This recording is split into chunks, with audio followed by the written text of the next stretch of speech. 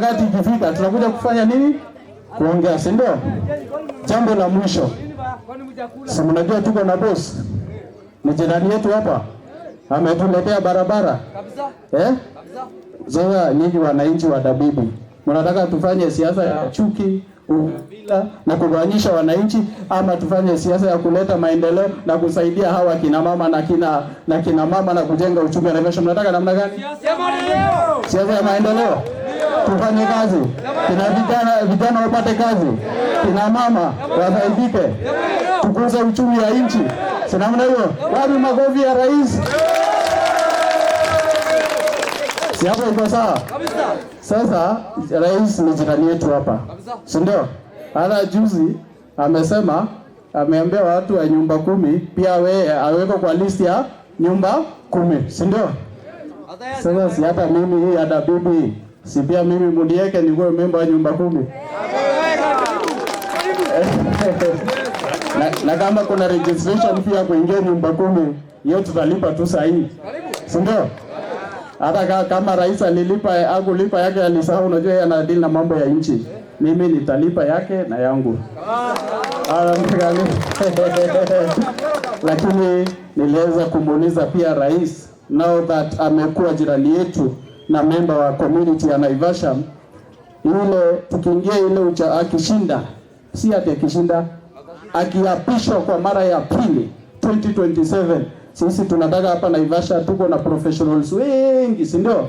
Pia sisi consider appoint hata kama ni minister kutoka, atupe hata kama ni position moja ya minister kutoka Naivasha, PS kutoka hapa Naivasha, na ama other government agencies atupatie appointment ya professionals wetu wa wapi, ndio nao wakienda huko, nikienda kubisha nikiwa mbunge wa Naivasha, nikienda kubisha nikisema wananchi wa Naivasha wamesema wanataka hii, anatupatia unipeleka studio, mimi ni msanii kabisa. Sasa atakupeleka hiyo, atakupeleka leo, si ndio? Hawa namna gani? Na mimi nataka niwahakikishie watu wa Naivasha, unajua kwa nini mnakosanga maendeleo? Kwa sababu tukimaliza uchaguzi baada ya miaka 2 ule mbunge mlichagua anaenda opposition, anaenda huko 2017, baada ya miaka 2 ameenda huko 2022, baada ya miaka 2 ameenda huko. Sasa nyinyi nataka niwaulize, tutapata maendeleo lini? Tutapata? Si ukikaa kwa serikali ndio unapata maendeleo, si ndio? Sasa mimi nataka niwahakikishie kwamba mimi sitaenda opposition, mimi nitasimama na rais, na akiendelea kufanya kazi mzuri, ikifika 2032 tutamwambia rais, wananchi wa Naivasha wamesema endelea na kazi. Kwa hiyo sisi tunataka kazi, hatutaki siasa, si ndio? Na mimi naomba muombe rais, na pia nyinyi mniombe, si ndio? Opposition haijengi barabara. Opposition haikujenga hii barabara ya Dabibi. Opposition ni kelele. Opposition haituletei mahospitali. Kazi ya opposition ni kelele, si ndio?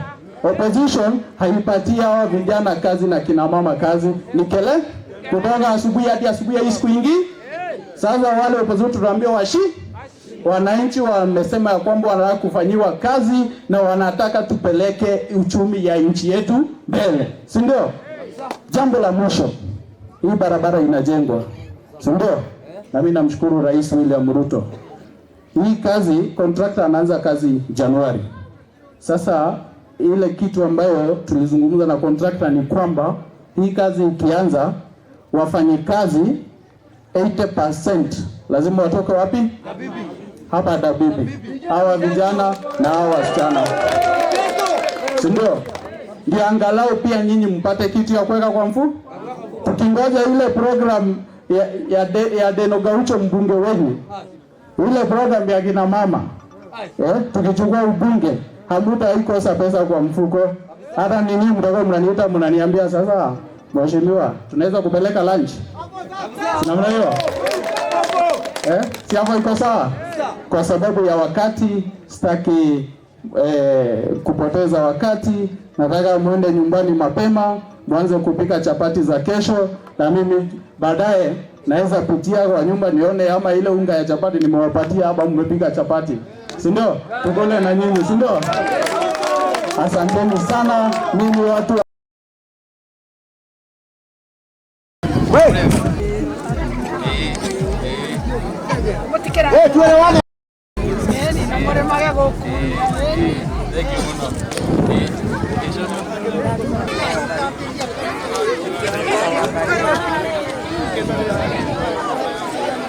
Mimi nimefurahia sana, naitwa Jane Wanyoike.